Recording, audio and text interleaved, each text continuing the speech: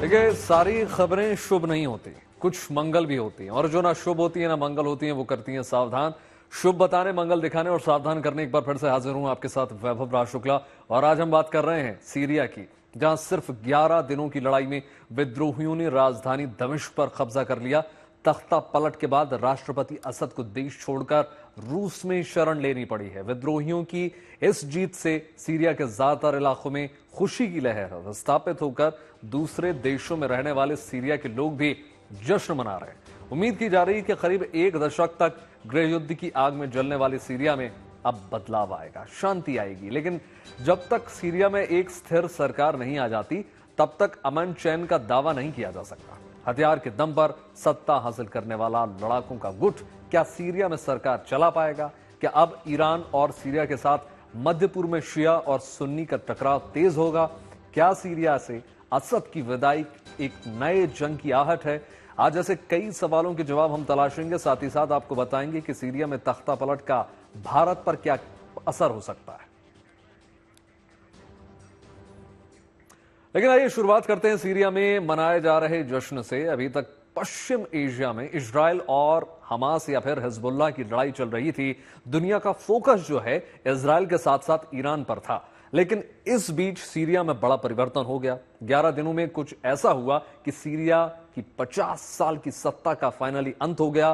करीब 10 साल तक गृह युद्ध चला, लेकिन असद की सरकार बनी रही। मगर अचानक विद्रोहियों ने आगे बढ़ना शुरू किया और दमिश्क से असद की हुकूमत को उखाड़ फेंका। विद्रोहियों की जीत पर पूरी दुनिया के समुदाय में खुशी की लहर है।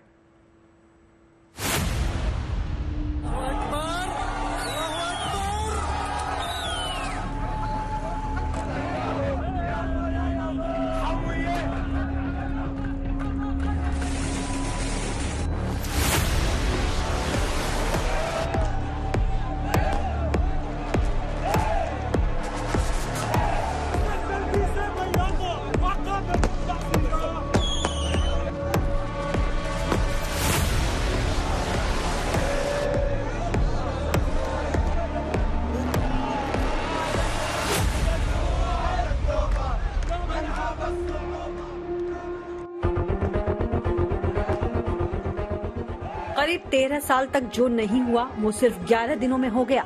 विद्रोही सीरिया की राजधानी में घुसे, मामूली संघर्ष हुआ और विद्रोहियों ने सत्ता पर कब्जा कर लिया।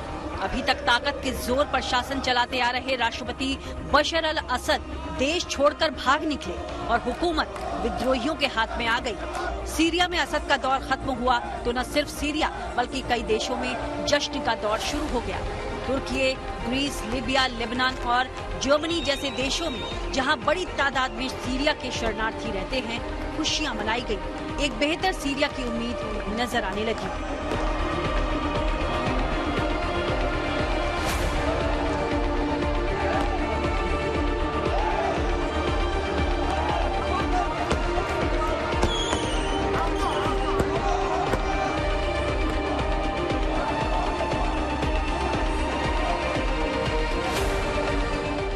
बड़े बुजुर्ग महिलाएं सभी इस ऐतिहासिक पल को नहीं भूलने वाली खुशी में सराबोर दिखे।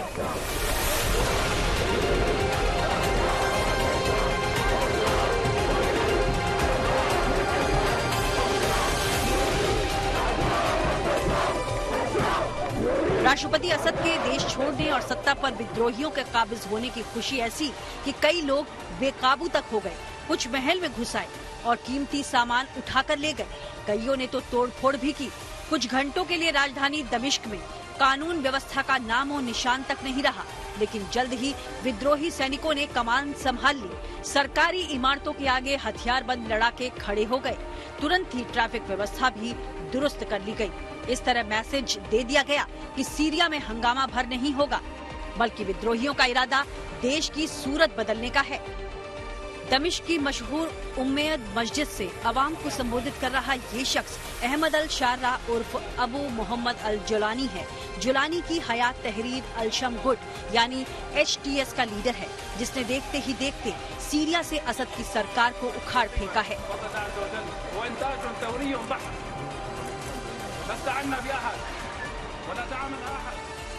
उम्मयद मस्जिद से जोलानी ने जो पैगाम दिया है उसका मतलब है कि अब सीरिया में एक नया दौर शुरू होगा, यानी ईसाइयों का खात्मा नहीं किया जाएगा, किसी धार्मिक समुदाय पर जुल्म नहीं होगा और सीरिया पर सीरिया वालों की हुकूमत चलेगी। सीरिया में इतनी जल्दी हालात बदल जाएंगे इसकी उम्मीद नहीं थी। अभी कुछ दिन पहले तक सेना के दम पर असद पहले की तरह ही शासन चला रहे थे। एचटीएस यानी विद्रोहियों के साथ 2020 से सीज फायर था, इसलिए चिंता की बात भी नहीं थी। मगर 27 नवंबर को संघर्ष शुरू हुआ। 1 दिसंबर को विद्रोहियों ने सीरिया के दूसरे बड़े शहर अलेप्पो पर कब्जा कर लिया। अलेप्पो के बाद बारी आई हमा शहर की।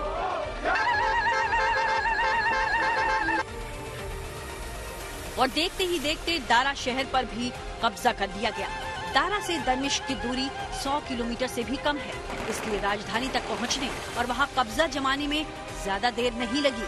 जिस तेजी के साथ विद्रोही आगे बढ़े और जितनी आसानी से असद ने घुटने टेके, उससे ये तो साफ हो गया कि असद को ईरान और रूस से मदद नहीं मिली। और जब असद को लग गया कि रूस मदद नहीं कर पाएगा तो उन्होंने जान बचाकर रूस निकल जाने में ही भलाई समझी।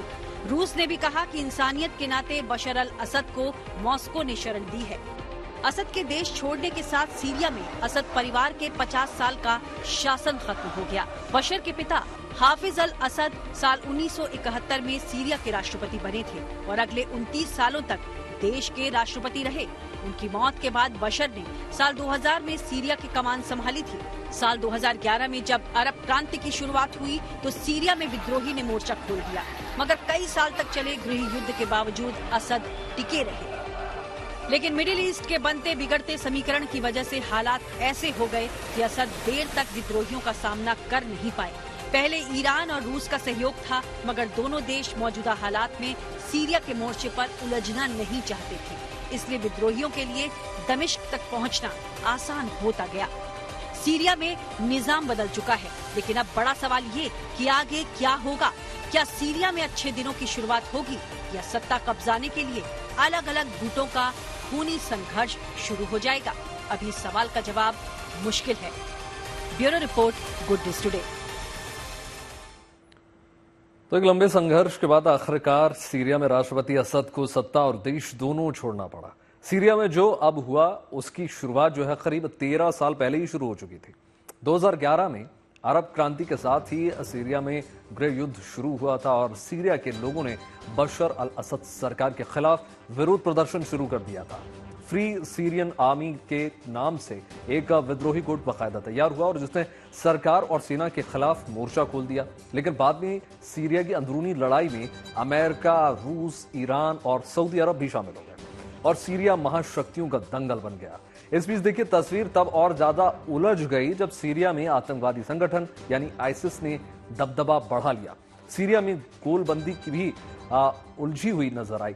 शिया देश ईरान राष्ट्रपति असद को समर्थन दे रहा था। रूस भी अमेरिका को वर्चस्व को रोकने के लिए राष्ट्रपति असद के साथ मजबूती से खड़ा हो गया। उधर अमेरिका का समर्थन विद्रोहियों के साथ रहा, लेकिन आईसिस से उसकी लड़ाई चलती रही। हालांकि 2020 में सेना और विद्रोहियों के बीच सीज फायर समझौता होने के बाद मामूली झड़पें हुई, मगर उससे पहले करीब 1 दशक तक चले गृह युद्ध में 3 लाख से ज्यादा लोग मारे गए और 5 लाख से ज्यादा लोग विस्थापित हुए। छोटे देश सीरिया के हिसाब से अगर हम देखें तो यह आंकड़ा बहुत बड़ा हो जाता है। अब जबकि विद्रोहियों ने दमिश्क पर कब्जा कर लिया है, उम्मीद जाहिर तौर पर यही जताई जा रही है कि सीरिया में शांति का दौर अब शुरू होगा, लेकिन यह बात भी दावे के साथ कही नहीं जा सकती। सीरिया के बड़े शहरों और इलाकों पर अभी एचटीएस का कब्जा है, मगर उत्तर पश्चिम के एक बड़े इलाके पर अभी भी कुर्दिश सीरियन डेमोक्रेटिक फोर्स यानी एसडीएफ का कब्जा है। इसके अलावा अगर हम देखें तो कई इलाकों में आईसिस का दबदबा कायम है।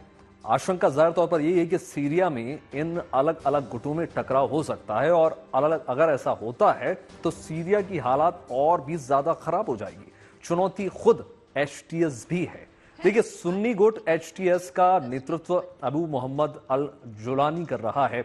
जुलानी बीते कई साल से सीरिया की अल असद सरकार के लिए खतरा बना हुआ है। चिंता इस बात की है कि एचटीएस पहले अल कायदा से जुड़ा रहा है। जुलानी बगदादी के साथ भी दहशतगर्दी का काम कर चुका है। कहते हैं कि बगदादी के साथ मिलकर इसने इस्लामिक स्टेट के लिए काम किया। फिर बगदादी ने इसे अल नुसरा फ्रंट बनाने के लिए सीरिया भेज दिया और बाद में बगदादी को कमजोर होता देखकर इसने नुसरा फ्रंट को भंग कर दिया था और खुद को सीरिया का खुद मुख्तार नेता बनाने की कोशिश करने लगा था। जाहिर तौर पर साल 2017 में अल नुसरा और कुछ दूसरे आतंकी गुटों के साथ मिलकर हयात तहरीर अल शाम यानी HTS बना। HTS अब सीरिया में सबसे शक्तिशाली विद्रोही गुट है। रिपोर्ट्स के मुताबिक अगर हम देखें तो इस संगठन के पास 30,000 लड़ाके हैं। अमेरिका ने 2018 में इस संगठन को आतंकी लिस्ट में डाला था। जाहिर सी बात है कि सीरिया में हो रहे बदलाव को लेकर न सिर्फ अमेरिका बल्कि तमाम देश पसुपेश में है।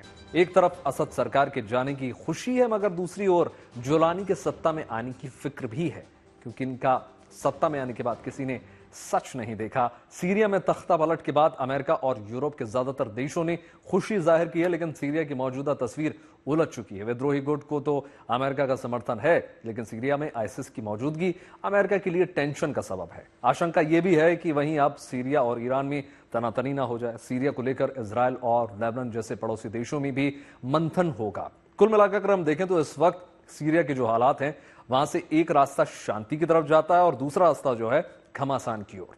रिपोर्ट देखिए।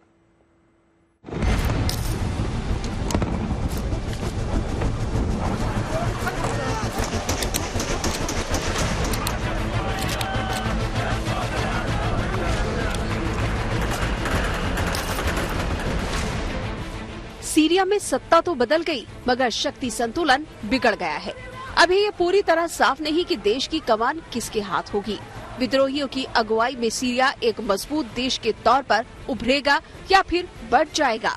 ये भी साफ नहीं कि सीरिया में कौन सी महाशक्ति किस तरफ होगी। हैरत की बात नहीं कि इस उलझी हुई तस्वीर की वजह से अमेरिका और इजराइल जैसे देश सतर्क हैं। इसीलिए इजराइल ने देर नहीं करते हुए गोलन हाइट से लेकर दक्षिणी पश्चिमी सीरिया के इलाकों में बफर जोन बना लिया है। इजरायली सेना ने दावा किया है कि सीरिया की जमीन पर मौजूद आतंकवादियों के हथियारों के भंडार पर भी अटैक किया गया है, जबकि दक्षिण पूर्व में मौजूद अमेरिकी फौज ने इस्लामिक स्टेट्स के आतंकियों पर हमले किए और ISIS के 75 से ज्यादा ठिकानों को निशाना बनाया। उधर जॉर्डन से लेकर लेबनान तक ने अपने अपने बॉर्डर्स को बंद कर लिया है। असल में मिडिल ईस्ट में सीरिया, इजराइल और इराक के बीच में है। लेबनान से सरहद मिलती है, इसलिए ईरान के नजरिए से ये बेहद खास है। अब जबकि असद की सरकार जा चुकी है, सबसे बड़ा असर ईरान पर ही पड़ने वाला है। शिया देश ईरान से सुन्नी विद्रोही दूरी बनाकर चलेंगे, ये जोलानी ने साफ ही कर दिया है और कहा है कि अब सीरिया की सरकार ईरान के इशारे पर नहीं चलेगी। ईरान सीरिया की जमीन से लेबनान तक नहीं पहुंच सकता। सीरिया में अब ईरान के हथियार नहीं दिखेंगे।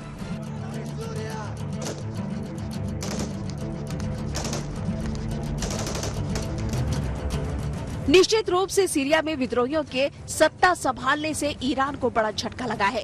ईरान के विदेश मंत्री ने कहा है कि विद्रोही गुट जैसा बर्ताव करेंगे, उनके साथ वैसा ही रिश्ता रखेंगे। ईरान की नजर इस बात पर भी है कि अब सीरिया का इजराइल से कैसा रिश्ता बनता है। इधर इजराइल विद्रोहियों के आने से खुश तो है, क्योंकि हिजबुल्लाह और ईरान का कनेक्शन कमजोर पड़ेगा, मगर उसकी अपनी आशंकाएं भी है। Historic day for the Middle East. The collapse of the Assad regime, the tyranny in Damascus offers great opportunity, but also is fraught with significant dangers. This collapse is a direct result of our forceful action against Hezbollah and Iran, Assad's main supporters. It set off a chain reaction of all those who want to free themselves from this tyranny and its oppression. Syria में शासन बदलने से फायदा होगा या नुकसान, इसे लेकर अमेरिका भी असमंजस में है। जाते हुए राष्ट्रपति बाइडेन इसे अच्छा मान रहे हैं, वहीं आने वाले राष्ट्रपति ट्रंप कह रहे हैं कि सीरिया से कुछ लेना देना नहीं।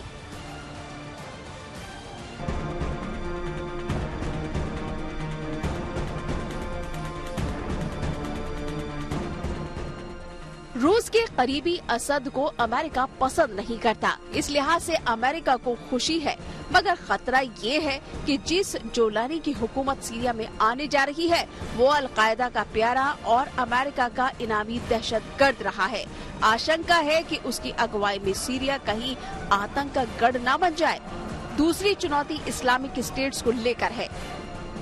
सीरिया के मौजूदा हालात में ISIS पहले से ज्यादा मजबूत हो सकता है। ऐसा होता है तो अमेरिका की सिरदर्दी बढ़ सकती है। सबसे बड़ी चिंता इस वक्त रूस को होगी। असद की सरकार के दौरान सीरिया रूस का सबसे भरोसेमंद पार्टनर रहा। असद की सरकार को बचाए रखने के लिए 2011 से ही रूस सैनिक और रणनीतिक मदद देता रहा, मगर यूक्रेन युद्ध की वजह से अभी वो खुद उलझा हुआ है। ये जरूर है कि अमेरिका के समर्थन वाला विद्रोही गुट सीरिया में सरकार बनाएगा तो रूस वहाँ कमजोर पड़ जाएगा। सूरत हाल ये है कि रूस में सीरिया की एम्बेसी पर अधिकारियों ने विद्रोहियों का झंडा फहरा दिया है। सीरिया में पहले भी रूस और अमेरिका जोर आजमाइश करते रहे थे, मगर अब अपना दबदबा बनाने के लिए अगर रूस, अमेरिका, ईरान और इजराइल भिड़ते हैं तो सीरिया अखाड़े में तब्दील हो सकता है। इसलिए अच्छा यही है कि वहाँ सबको साथ लेकर चलने वाली सरकार बने, खून खराबा बंद हो और अल्पसंख्यकों की हिफाजत हो। पश्चिम एशिया में सीरिया की अहमियत इसलिए भी ज्यादा है क्योंकि उसकी पहुंच अहम व्यापार मार्गों और ऊर्जा गलियारों तक है। अगर यहाँ माहौल बेहतर होता है तो इसका फायदा पूरी दुनिया को हो सकता है। अगर यहाँ सत्ता के लिए जंग शुरू हो जाती है तो आशंका है कि कच्चे तेल के दाम बढ़ सकते हैं, जिसका असर भारत जैसे देशों पर भी पड़ सकता है।